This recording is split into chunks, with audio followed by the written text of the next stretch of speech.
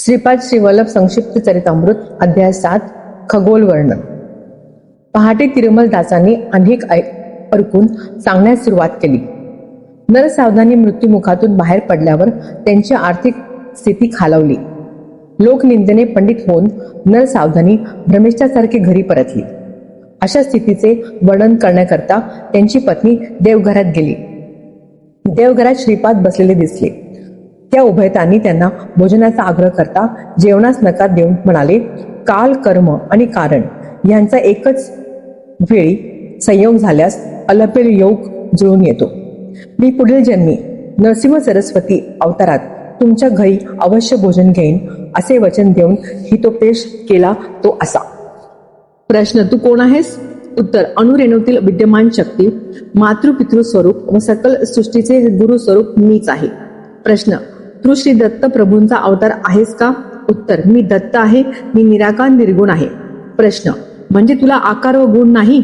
उत्तर, सगुण व निर्गुण, साकार व निराकार यांचा आधार मीच आहे व त्याही पलीकडे मीच आहे.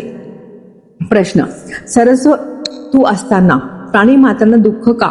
उत्तर, जोपर्यंत तुझ्यात कर्तृत्व भावना आहे तोपर्यंत सुख दुःखातून सुटका नाही. तुझ्यातला तू नष्ट होऊन मी उच्च दशेत असेन तेव्हा द्वंद्वातून सुटका होऊन सुख संपन्न होशील. प्रश्न, जीवात्मा व परमात्मा यात खरे काय? उत्तर, तू केवळ निमित्त मात्र आहेस. मोह नसणे हा मोक्षच आहे. मोह नष्ट झाल्यावर आनंदाची प्राप्ती होईल. कर्तृत्व भावना नाहीशी झाल्यावर तुझ्यात मी असतो म्हणून अद्वैत स्थितीत मोक्ष प्राप्त होते. प्रश्न, तू अवधूत आहेस का? उत्तर, नाही, मी ब्रह्मा असून सर्वात यामी आहे. समस्त बंधनातून मुक्त झालेले अवधूत माझ्यात लीन आहेत. तू परत जन्म घे अशी आज्ञा झाल्यास त्यांना जन्म घेणे भाग आहे. प्रश्न, बीज भाजल्याने बीज अंकुरित होत नाही, तसेच ब्रह्ममय झालेले जीव परत जन्म कसे घेतील?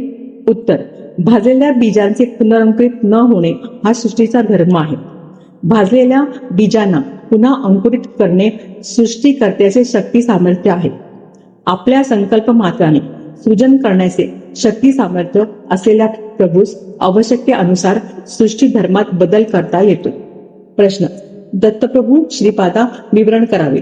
उत्तर, भूत, भविष्य, वर्तमान तसेच सृष्टी, स्थिती, लय इत्यादी त्रयांचे अतिक्रमण करून अत्री महर्षी प्रसिद्ध झाले.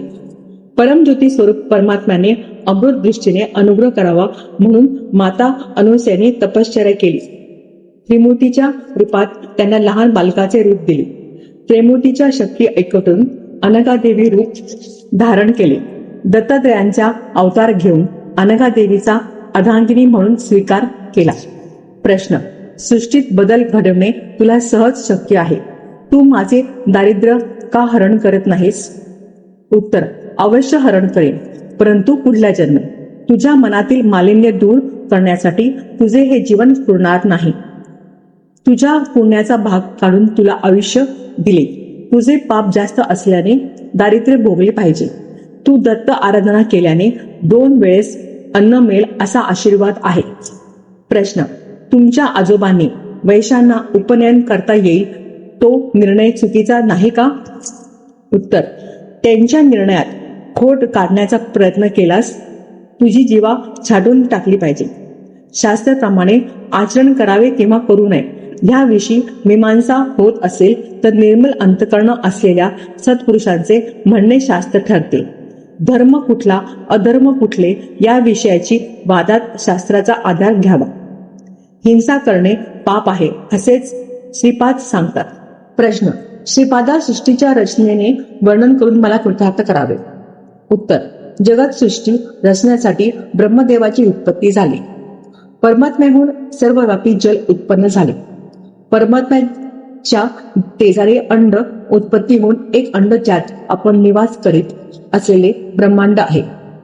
ब्रह्मलोक म्हणणाऱ्या या स्थानात ब्रह्माचे निवासस्थान आहे. विद्यास्थानातच श्रीनगर आहे. त्याच्यावर महाकैलास, त्यावर वैकुंठ आहे. अंबावतीपूर हे जनलोकात असून तिथे ऋषींचा निवास आहे. ज्योतिषमतीपुरात सिद्धाधिक गणांचा वास असून स्वर्गलोकात अमरावतीपुरात इंद्राचे वास्तव्य आहे. भूलोकात विश्वकर्मांचा वास आहे. भूलोकात 2 भाग आहेत. मानवाच्या निवास भागास भूगोल म्हणतात. पाताळात अतल, वितल, शीतल, रसातल, तलातल, महातल आणि पाताल असे 7 लोक आहेत. त्या महाभूमीवर 7 समुद्र, 7 द्वीप आहेत. सृष्टीच्या प्रारंभी समस्त लोक जन्मे होते. प्रजापतीने सृष्टी रचण्याच्या उद्देशाने तपश्चर्या केली तेव्हा त्यास पुष्कर पर्णाचे दर्शन झाले. वराह रूप धारण करून पुष्कर पर्णाजवळ बुडी मारली असता महाभूमी आढळली. त्यांनी आपल्या सुळ्यांनी मृतिकेचे 2 भाग पाडले. त्यातील एक भाग पृथ्वी आहे. माझा श्रीपाद श्री वल्लभावतार पिटिकापुरी होण्या अगोदर 100 वर्षापूर्वी या महाभूमीत माझे आगमन झाले. महाभूमीत असलेल्या जम्बूद्वीपांनीचे मनूने चक्रवर्ती म्हणून प्रथम पालन केले. चंद्राकृतीतील असलेले विष्णू त्यांचे आराध्य दैवत आहेत.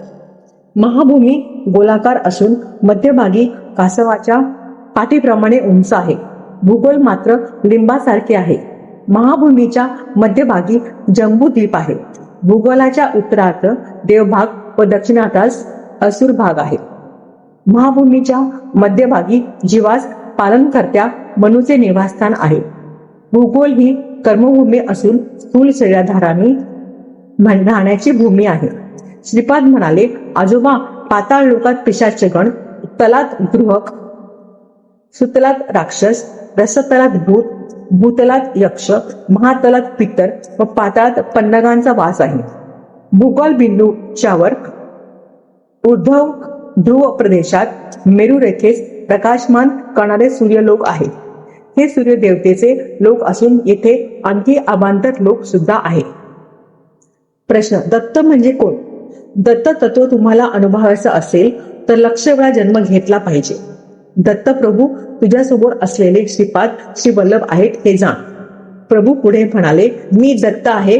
कोट्यानुकोटी ब्रह्मांडात व्याप असलेले एकमेव तत्व मीच आहे. दिग हेच वस्त्र म्हणून दिगंबर आहे. श्रीपाद श्री वल्लभ दिगंबरा हा जप करतात तिथे मी सूक्ष्म रूपाने सदैव असतो. या जन्मी माझ्या पादुकास स्पर्श करण्याचे महापुण्य तुला नाही. कोट्यानुकोटी ब्रह्मांडाचे सृजन, रक्षण व लय करणारा एक एक प्रभू असा मी आहे असा त्यांनी मला आशीर्वाद देऊन ते अदृश्य झाले. अध्याय 7 खगोल वर्णन. हे ज्येष्ठ नक्षत्रामध्ये ऐकून अज्ञान निवृत्ती, विवेक प्राप्ती करा.